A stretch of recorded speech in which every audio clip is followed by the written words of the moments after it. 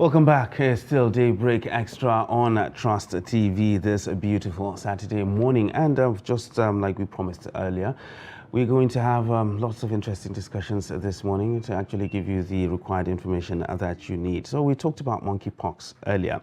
Now, there are lots of myths, lots of fiction, lots of information going out there, and we really don't know what is what. So we've taken it upon ourselves to try and do a deep dive into what the monkeypox is. Well, from what we know, it is an enveloped double-stranded DNA virus, all right?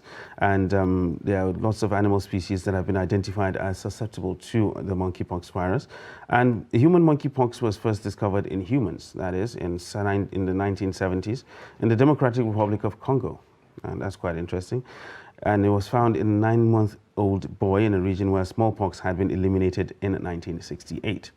Now, it is a disease of global public health importance, as it not only affects countries in West and Central Africa, but the rest of the world entirely. Now, in 2003, the first monkeypox outbreak outside of Africa was in the United States of America and was linked to contact with infected pets. All right. So right here in the studio, we have a doctorate degree holder of veterinary pharmacology, and she's Sherifat Balogun Raji. She's right here in the studios. You're welcome. Thank you. All right, and she's here to give us some insight as to what is fact, what is fiction, and what is myth about monkeypox. So once again, you're welcome. Thank you so much for having me here. All right, so let's talk monkeypox. There are lots of information flying around there about how it is, what it is, and how you can contract it. But let's just break it down for us. What makes monkeypox what it is? First of all, monkeypox is a zoonotic disease. Okay. That's a disease that can be communicated between humans and animals. Okay, hence the zoo. Yes, hence all the right. zoo. Yes, I picked that up. It's zoonotic because humans could get the infection from Okay. animals, as well as animals could get the infection from humans.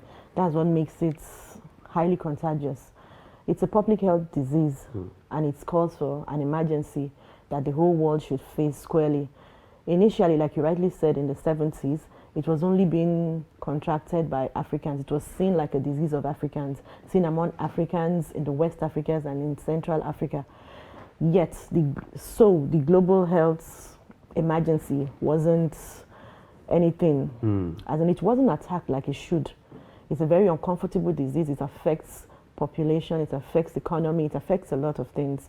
But with the emergency of the coronavirus and with the way it affected the whole world, it gave it a prominence that infections that are zoonotic, that could affect us, our livelihood, our animals, should be given preferences. Hence, with the emergency of the global, of the monkeypox recently, we saw that everywhere in the world, everyone was on their feet. Okay, so when you talk about animals getting infected as well, do they also get sick like humans when they contact the monkey virus? Yes, although not so much is known about the monkeypox, despite the fact that it has been existing in the world, in Africa. Okay. People are of the opinion that it was because it was not from the Western world. That is something that should be dealt with on another day. But people believe that that's the reason. Okay. However, the reason why monkeypox is important today is because it can be contracted by bodily fluid. Some of us have pets, hence we cuddle, we share burdens with them. An animal that is harboring the virus may not show symptoms, but it will be contagious to human being. Okay, so now, what are the main symptoms, when it comes to monkeypox, because most of these symptoms actually help, people know that there's an issue somewhere. So what are the symptoms? In human, let me start with that because I'm a vet and also a human being, Yes, so I'll start with that. In human, you could have feverishness, we could have serious headache, we have respiratory tract infections. Some people start with the respiratory tract infections, coughing and so on, before they start with the pus. The pus usually comes 1 to 4 days after the respiratory tract infection has progressed, whilst in some other people it's between 2 to 4 weeks. So those papules, the lesions that you see, a form of like pimples, they usually come up within the genitalia area. That's in human, you have it around the vagina, the anus, the scrotum, and testes, all around there. Some people have it around their hands, their feet, their face. So as soon as you see such symptoms, and if you've been in contact with someone who recently traveled or with an animal, it's better to be on the safe side to see a doctor.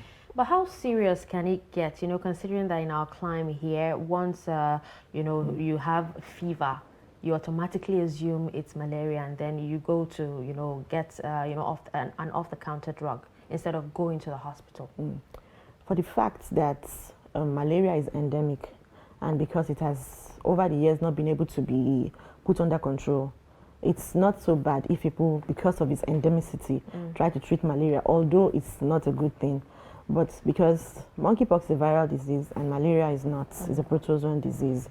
So it's usually best once you feel lightheadedness and other things to see a doctor who would be the one to check for your signs, your symptoms. Some people show signs of back pain, severe back pain, in addition to the respiratory tract infection, body pain, severe body pain. So those are not usually symptoms you see in malaria, especially in adults. So once you see these symptoms, it's best that you see a doctor. All right, well, this should have been my first question, actually. The name, monkeypox. Yes. Why monkeypox? Is because when you hear monkeypox, you assume that the carriers are only monkeys, that you could actually get them from monkeys. But you say it affects animals, a wide range of animals. A wide range of animals. So then why single out the monkeys now? It was Congo. Congo is known for their gorillas, their monkeys. It was first isolated within monkey population before seen in the human. It only gained prominence when it was discovered in a boy in Congo. Yes. Okay. But over back in the time, diseases were named either according to where they were discovered or within the population of animals. So we have the Lassa fever. A lot of people do not know that Lassa is a community in Maiduguri. So hence, and with the coronavirus, people thought about first naming it the China virus, which was controversial. But now people are learning to name it properly and scientifically, rather than giving it names that could be controversial. Oh, well, this is quite controversial. I mean, somebody needs to make a case for the monkeys. I mean, like, giving the monkeys a bad name now. If that's the case. Really? All right. So earlier you actually talked about, these lesions, as a symptom of monkeypox. Now, I've actually read somewhere that, not everyone actually gets the same amount of lesions. When I say that, I mean, some might actually have them all over their body. Some will have them in their genitalia area, and some might actually have just one lesion. Yes. So, for those who actually have just one, or, those that have in just around a certain part, how do they know that, it is actually monkeypox that, They don't, it takes place within when someone contracts the virus. It takes 3 weeks to show physical signs and symptoms. So that one purple doesn't exist throughout the whole infection. It may be one, first of all, in a particular place. With time, then you have it. Some people in the genitalia, some people face and arm, some people general. I think it depends on their immune system and their body type. Because some might actually just feel it's a normal breakout and, Yes. But the monkeypox is actually different. A doctor would be able to see that with the way the purple is formed. First, like a pimple that has plenty of fluid inside. Then over days, it starts looking like a pimple that has plenty of pus inside. Then with time, it just enlarges and it's all over the body. Now let's move slightly into a little bit of controversial territory now. You made mention of the fact that, we did establish that it actually discovered in the Congo. You understand? And it has been there for since the 70s, and nobody said anything about it. So a lot of people are actually, it's an African problem. You leave them with their things because it doesn't affect anybody. And right now, why everybody's beating out the drums is because it has gone elsewhere. Where do you stand on that? Do you actually believe that that's the case? I think our way of life many years ago has changed, and the coronavirus is a testification to that. That these diseases would affect you no matter which part of the world it is. Hence, the whole world has a different approach to handling diseases, knowing fully well that it could originate from the European country, from the Western world, and be domiciled in Africa. It could originate from anywhere. So people are facing health, thankfully, because of the coronavirus in a very different way now. Okay. So I think we should base our conversation on that instead of the real controversy. Okay, now some of these, diseases have people who are asymptomatic, right, to them. Now, is it possible for someone without a symptom or who is asymptomatic to actually spread this monkeypox? Within when a person contracts it, like I earlier said, it takes about 3 to 4 weeks to show symptom.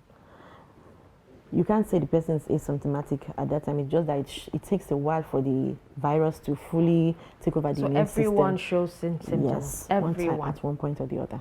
Yes. Yes. So we're talking about a global effort now. When the coronavirus came in, there was really a ruthless scramble because people started talking about we have malaria has been there for millions of years and we still don't have a malaria vaccine. But the coronavirus came in and everybody was running helter-skelter trying to find a vaccine. Now we have vaccines coming in the boatload. Is there any effort like that for monkeypox? Yes, there's actually vaccines for monkeypox. Okay. Although not widely distributed, especially in Africa's Central Africa and Western Africa. But they are antivirus. They are ways of mitigating the virus through vaccination. Okay. You know, in the past there was smallpox. Yes. So with the engineering and the knowledge of smallpox, although they are related but different, they've been able to produce vaccinations for monkeypox as well. You said they're not widely circulated in Western Central Africa. Isn't that where it's supposed to be concentrated? Yes, but that's part of the controversy. Exactly. And you're trying, and we're trying to. I am trying to be careful here.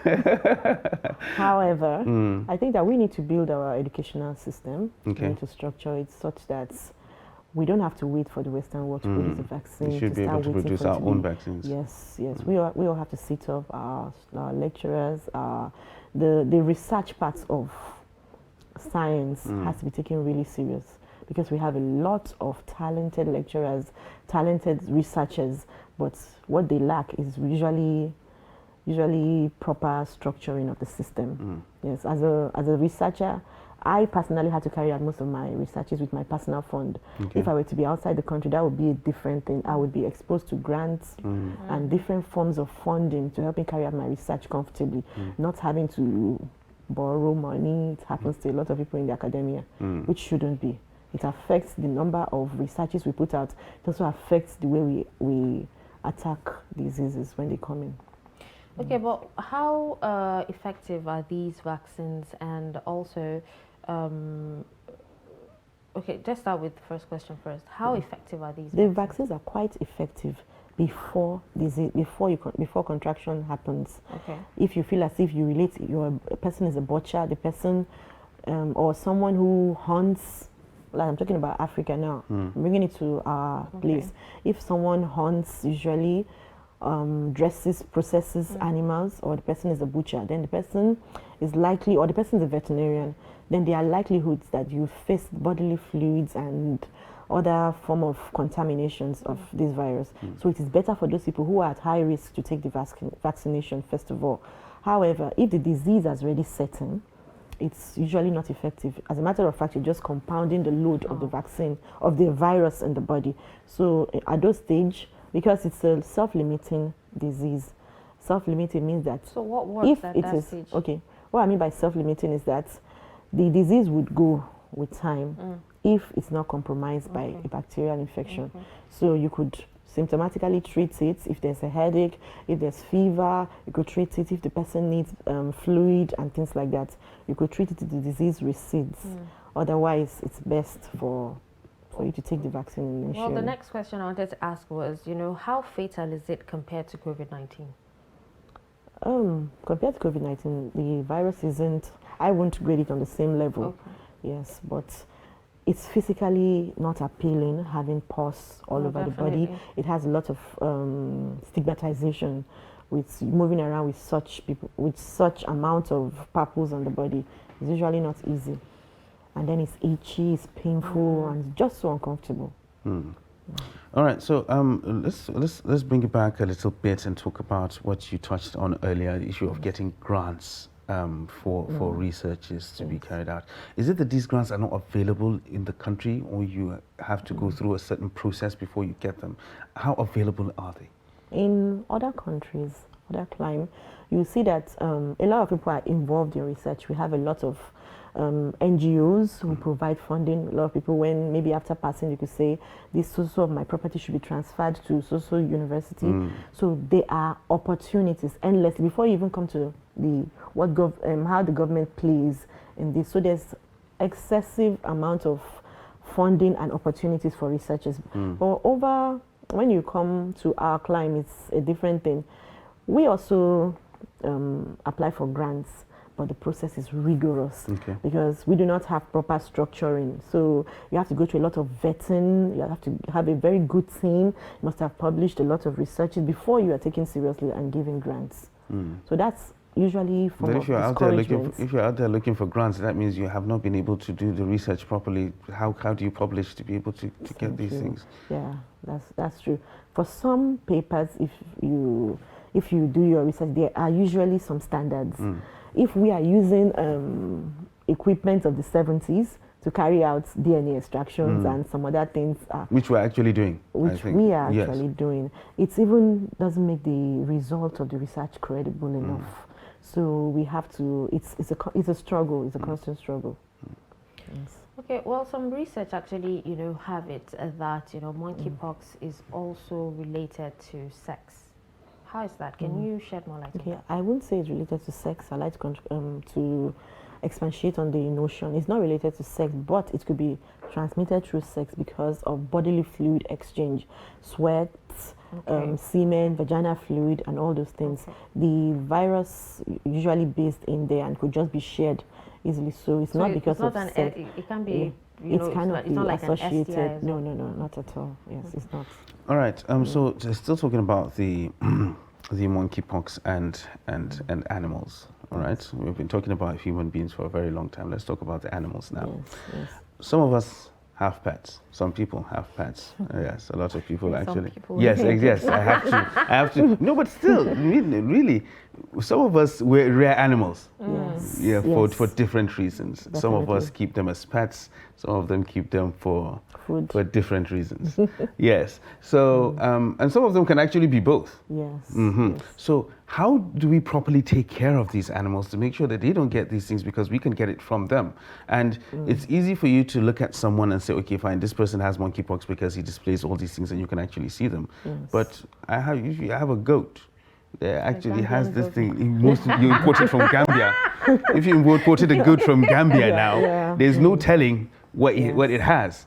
And you want to process that goat to make your weekend fantastic, and at the end of the day you end up so how do we mitigate I think things I'd like like that? to explain some things. Monkeypox has not been discovered in goats. Okay. Or bushmeat. All right, that's fantastic. Or some bushmeat, like the hedgehog, like some squirrels, some rats. They've been discovered in those small animals in the wild. Okay. And then monkeys. The reason why monkeys are given much consideration is that when a monkey contracts this virus, it's just like a human being. The papules, everything, most of the, we are similar to monkeys. So the symptoms, the physical symptoms are just like humans. But a hedgehog could be carrying the virus, a squirrel or rats, African rats, and you won't know, but they harbor the disease. Okay. So for the fact that in goats, in poultry, it has not been discovered, I think we're on the safe side. All right. Although it won't be good that we let our guards down. But I think since the 70s, nothing has been recorded except recently with dogs. Monkeypox was discovered in dogs. As a matter of fact, that was how it got into the US. Okay.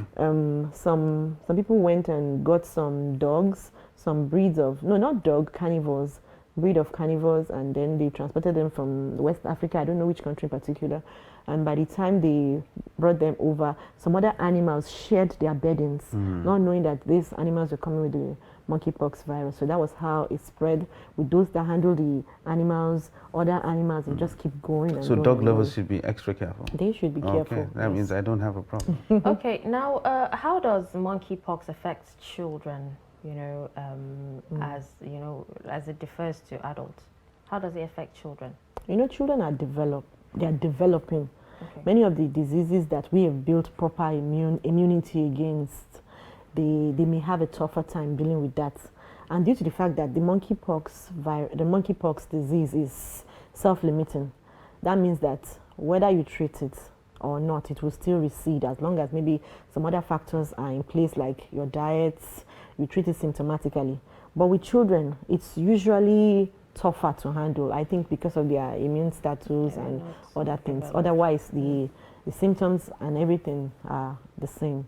Okay, now talking about myths, there's actually this myth that, you know, once you're exposed to chickenpox, then you might not, you know, be exposed to monkeypox as well. How true is it? No, that's not true. That's not. They are the same family.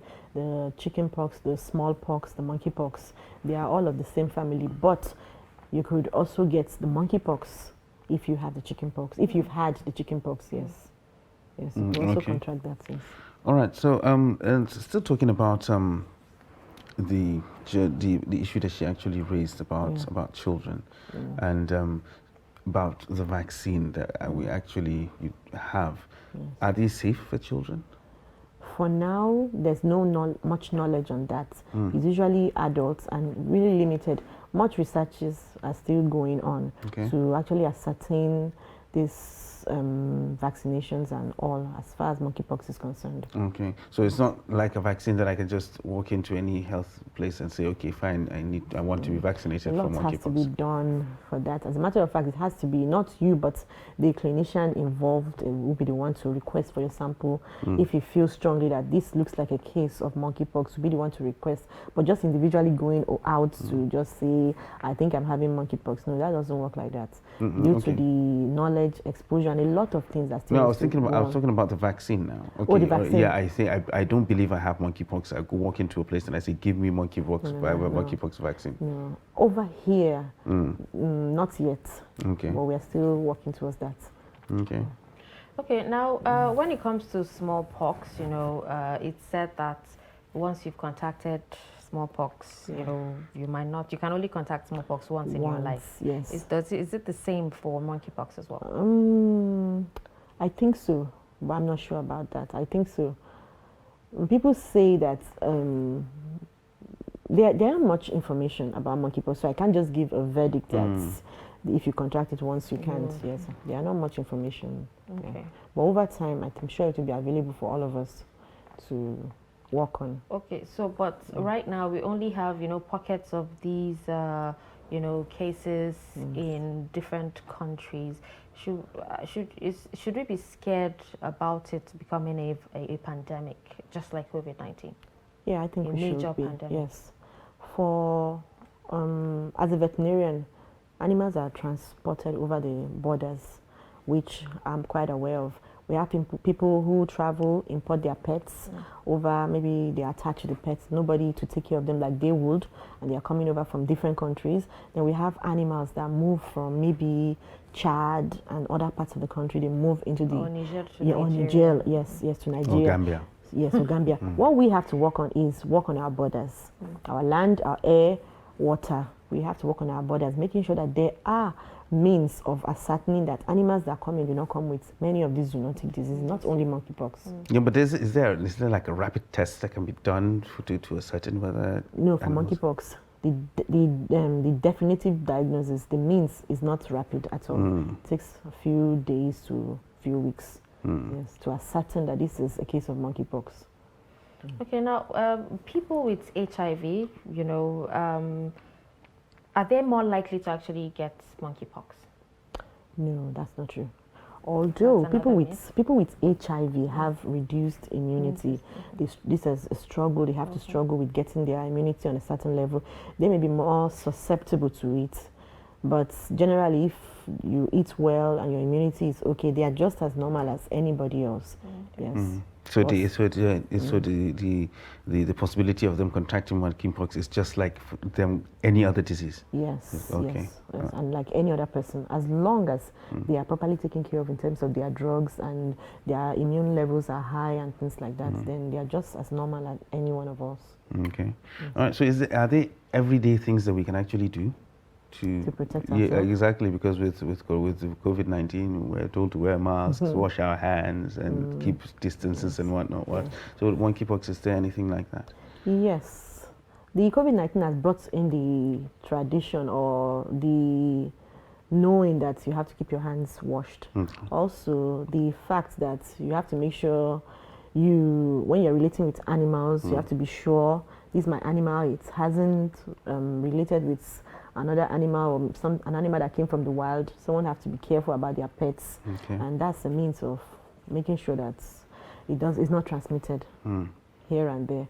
However, I like to say we as veterinarians, we take steps. These are steps by the CDC.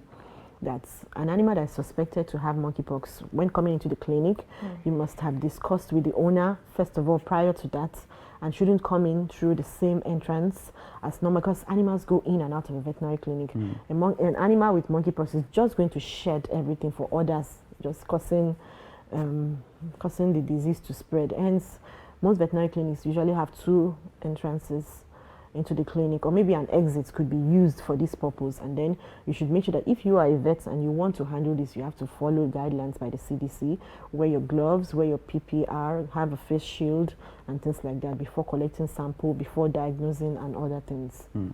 Okay, now there's a report that says in the past, this particular disease, monkeypox, appeared in Europe in the past. And, cases were sporadically imported and were related to travel to endemic countries. But why is it gaining so much attraction now? Because of the COVID-19, I'll keep saying that. Because we now know that one disease is somewhere, affecting people somewhere, doesn't mean that it wouldn't get to the Western world. We don't get to people that But prior to the COVID-19, there was, Ebola, there was SARS, and a whole lot of other diseases before COVID-19. The fact that it's zoonotic, it can affect both humans and animals. That's really what makes its prominence. For the COVID-19, the fact that it was killing people in their numbers all over the world, Western world, Europe, everywhere. So it had to be given prominence in terms of strategically eliminating it. If I understand you well, you're trying to say that why wasn't it given prominence? Back then, in the past, because there were pockets of, the disease, in Europe and, other places. But right now, it's more. Back then, a lot of people, didn't get to hear about it. They didn't even know about it. Very few people at that time that you spoke about, I think this was 2003, when there were pockets of this disease in Europe, they were able to quickly handle it and things like that and get it off. So it didn't seem like a very important thing. But we were the ones suffering it at the time, yes. All right. Well, my question now has absolutely nothing to do with monkeypox. Yes, it has absolutely nothing to do with it. I'm just talking about veterinary medicine now, in general. In Nigeria, just like we alluded to earlier, well, we don't really have the pet culture, not really to that extent, to the extent that other people actually have it. Usually we keep animals for specific purposes. We keep dogs for security, we keep goats and sheep for food, and we do poultry farming because we want to make money. So how aware are people about the fact that, okay, fine, I have this animal, I need to take care of it. It doesn't need to be sick before I call in a vet. That there are vaccines that I need to give it from time to time, or vitamins, or what. How aware are people? Because you come in contact with people who actually bring their pets to this. Do you think we are getting there? Yeah, I think we're getting there. We borrow a lot of things from different cultures. The African culture, we had pets in the past. You can see it from the Egyptian culture with the way they put cats and everything, that definitely there was the pet culture. But the act of taking care of the pets, the way you'd actually care for your child, was definitely not an African thing. But people are waking up to the fact that we are very similar to these animals. They feel pain, they cry, they eat, they poo, they call for help, they are happy, they're sad. So people are getting more knowledge in the fact that we are very, very close to these animals. Hence, it's increasing the way how they treat them. Although a lot still needs to be done in terms of animal cruelty and animal welfare. And the veterinary profession and a lot of other professions such as agriculture and other animal scientists are building up associations and trying to enlighten people about caring of animals animal cruelty and animal welfare as a whole. So I think that would eventually reflect on how people treat their animals with time. When you talk about pets, there are two types of pets. Those that leave like family, even hold passports. When they're traveling, they go with them, and Yes. those who are chained outside, like those dogs. Yeah, those are security the dogs. ones that I kept for Yes, security purposes. yes. And those ones, they don't really get the care that the in-house pets actually get. Yes. They don't. All right, well, I think with that, we've come to the end of this particular topic. Thank you so much, Doctor, for sharing and enlightening us more on monkeypox. Now, we hope you've actually, got to learn one or two about monkeypox, and you'd be careful, take care of yourselves, and make sure that, you don't come in contact or you protect yourself from this particular disease. Thank you so much for gracing us with your presence on the show Thank you so today. much. Anytime. All right. All right, we'll take a quick breather, and when we return, we'll move on to the next segment.